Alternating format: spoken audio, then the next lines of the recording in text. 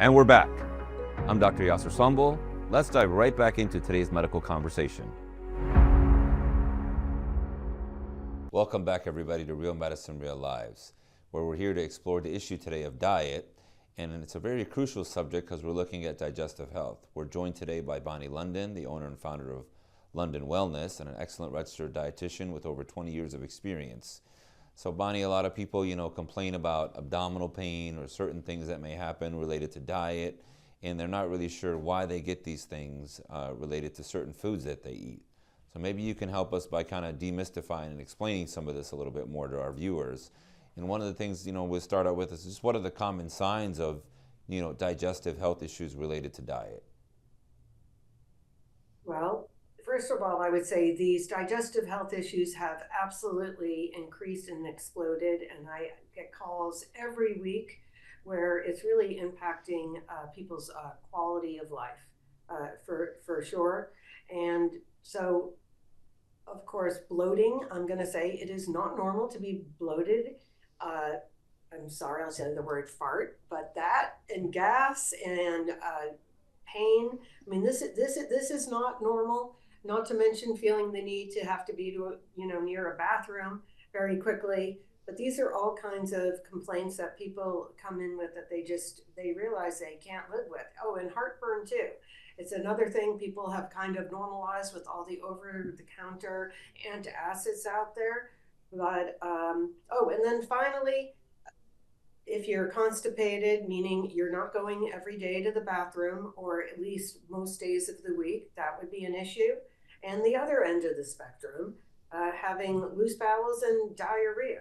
So all of these things are not normal, and it is extremely important and indicative of what's going on in your gut, which, by the way, is really 70–80% of your immune system resides in the gut. And it has a lot of responsibilities, that bacteria, beyond just digesting your food and pooping it out the other end. So, I think that's excellent. You're right, and your gut is a big part of your body, and it carries a lot of important organs and a lot of important responsibilities besides just digesting your food. When people have these signs and symptoms, what would be a good line for you when you say, this is probably diet related versus this may be an actual bigger medical underlying issue and they should seek, a physician's evaluation at that point? Well, first, I would say, of course, you always want to rule out like the mechanical part of what's going on in digestion as far as getting in an endoscopy or a colonoscopy for sure. But unfortunately, I have many people who will go get these evaluations, and it doesn't really shed light on where the root of the problem is, which is the microbiome, which is like this ecosystem of bacteria in the gut. So I would say, regardless if it is, irritable bowel disease or IBS, it doesn't matter. Food is going to play a tremendous part of it.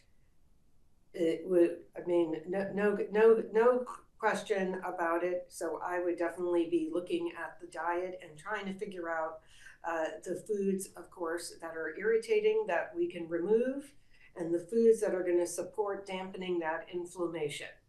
So, I'm glad that we kind of went to that direction, because then if somebody's deciding, do I seek medical attention or do I try to sort this out and see whether it's a diet related issues, what are some things people can do to identify food sensitivities or, intolerances? Well, it is a tricky one. I do frequently recommend that people stay off of gluten and dairy to begin with.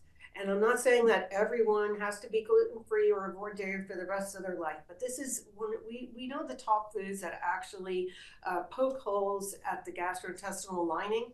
And so it is well accepted now of something called leaky gut or intestinal permeability.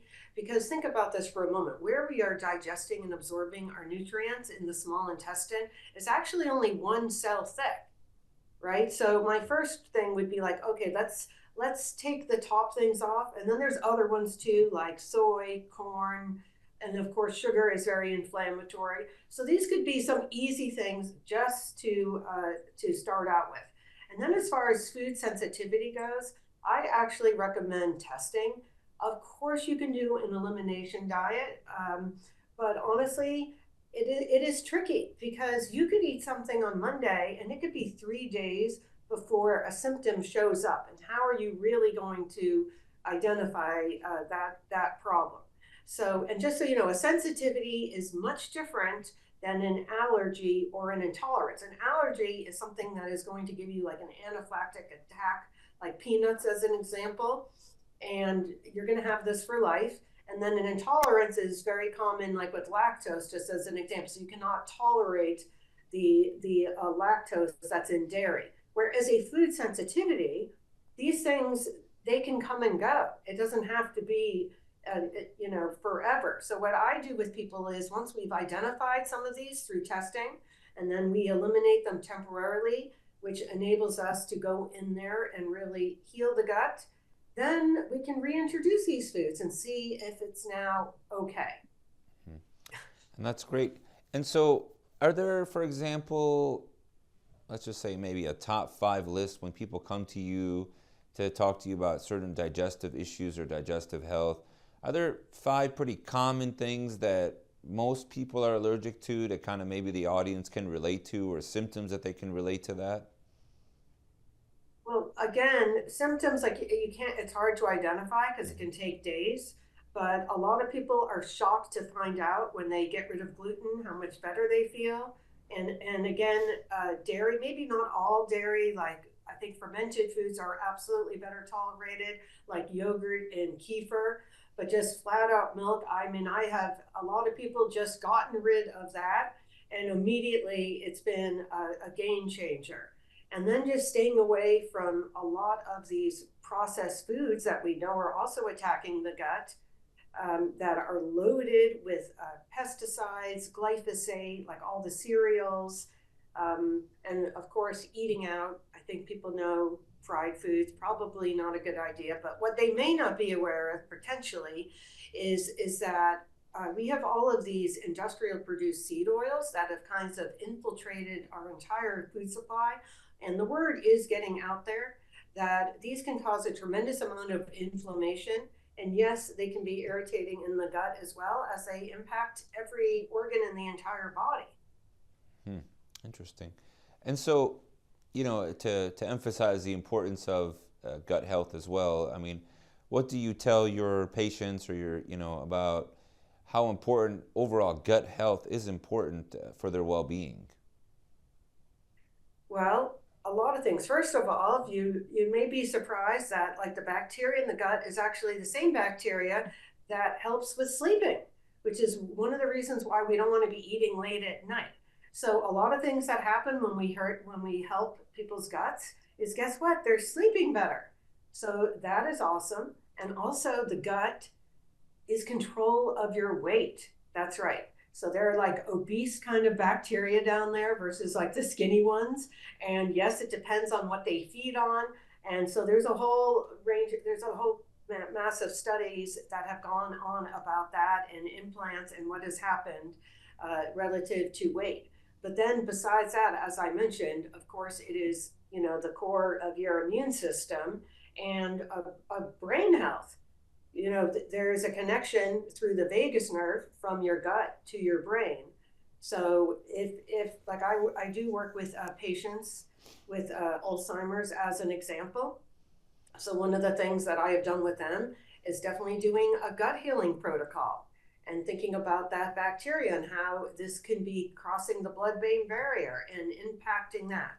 So basically, oh, and then also hormones. It impacts everything, but hormones, we're thinking about thyroid for a moment here.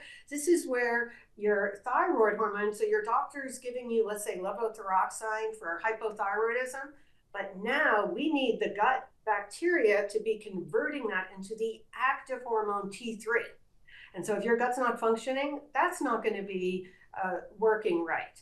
And then we're also relying on the gut for detoxification of estrogens that should not be there. So you can see that the gut is huge. Yeah, definitely so. I mean, it's amazing how every organ kind of carries a certain responsibility, but as a heart doctor, I think the heart is probably the most important, but obviously the gut is very, very important, and probably a bigger deal. I mean, people with heart disease, a lot of times it's one of three things that you're kind of looking at, but the gut is very complicated. So I agree. I completely agree. And is there maybe a couple of things you can tell our audience quickly about just ways to improve their digestive health? Uh, well, obviously sticking with the whole foods and staying away from those foods that are already mentioned that can be irritating to the gut, sugar, processed oils and fats, and potentially gluten, dairy, and whatnot, and just sticking with whole foods. And if you have GI issues, I recommend cooking. Like, in other words, not doing raw vegetables as much, or if you're going to do meat, maybe doing more slow cooked meat. And then another simple suggestion I have for people just to start out, it may not be everything, but it definitely helps quite a few people, is apple cider vinegar, but please dilute it. So I suggest like a tablespoon and like a glass of water before meals, because actually, ironically, we actually have less acid as we get older. I mean, by the time we're 50 years old, we have a decrease in this production of acidity in our stomach by like 30%. So a lot of times, maybe that gas can be because we're not digesting food. So those are some simple things that people always feel better before really, digging in deep and doing the testing and all of that. But there are answers, and we don't have to live with it, is what I'm going to tell you. Gotcha. Perfect. So can just give us an idea how people can get a hold of you. I would assume, that you do virtual visits or all sorts of kind of ways to, take care of patients. But if you just want to let people how they can get a hold of you or how they can find you, that'd be great. Thank you. Yeah, so I have a website, which is londonwellness.net, or you can definitely, which has all my information on there, but also you can email me at bonnie@londonwellness.net. Perfect. Bonnie, thank you so much for shedding a lot of light on this topic today, nutrition and health and gut health, as well as related to menopause. These were all very, very, I think, important topics that, affect a lot of people on a daily basis. So remember, everybody, if you're experiencing any ongoing symptoms of digestive issues, whatnot, make sure you don't hesitate to contact a healthcare professional or contact Bonnie, dietitian, to kind of identify whether it's a food-related issue or a bigger medical problem. We appreciate you joining us today. Thank you very much for watching. If you like what you're watching and enjoy it, please catch the episode of Real Medicine, Real Lives and every Now Media TV show live on demand or anytime. Download the Now Media TV app on your Roku device and never miss a free moment. Thank you, everybody, for tuning in to Real Medicine, Real Lives. I'm Dr. Yassir Sonbol. We'll see you next time.